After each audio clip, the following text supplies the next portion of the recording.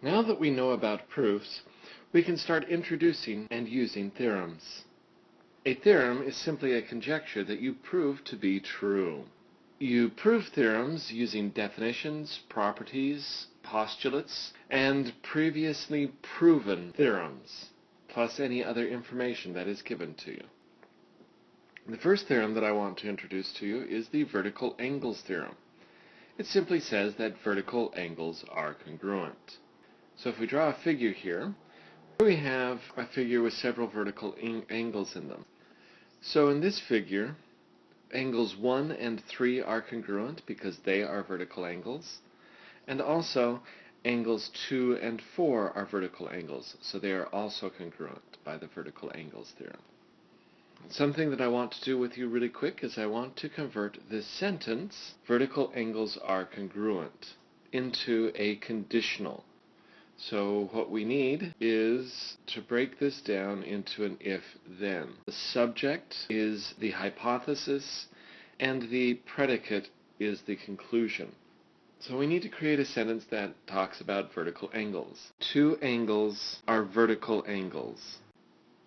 And then a conclusion. How about they are congruent?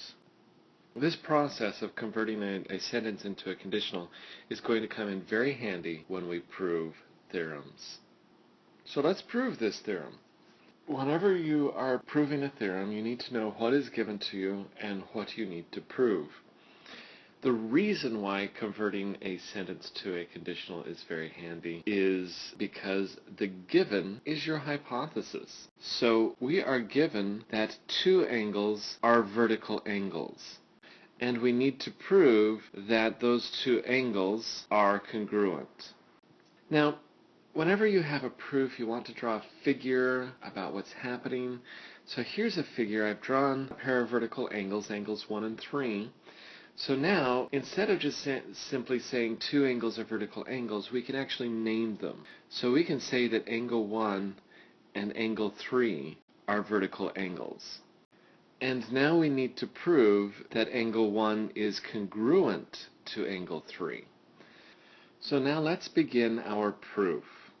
A good place to start a proof is stating what is given. So I'm going to write down here that angle 1 and angle 3 are vertical angles. And the reason for that is the fact that it is given to us. Now there is a reason why I added this angle 2 to the figure. And that is because when you combine angle 1 and angle 2 and angle 2 and angle 3, you get supplementary angles. So angle 1 and angle 2 are supplementary angles, and also angles 2 and angles 3 are supplementary angles.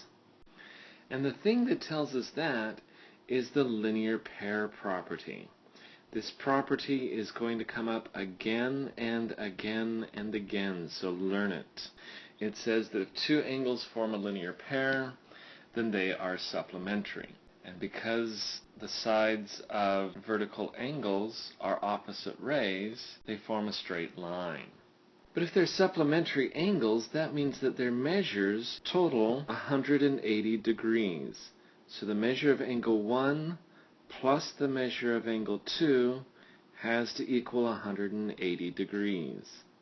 And also, the measure of angle 3 plus the measure of angle 2 has to be 180 degrees. And that is the definition of supplementary angles. I want you to notice right here, the measure of angle 1 plus the measure of angle 2 equals 180 degrees, and the measure of angle 3 plus the measure of angle 2 equals 180 degrees. So they both equal the same thing, which means that they are equal to each other. So the measure of angle 1 plus the measure of angle 2 is equal to the measure of angle 3 plus the measure of angle 2. And that is the transitive property of equality. Oh, wait a minute.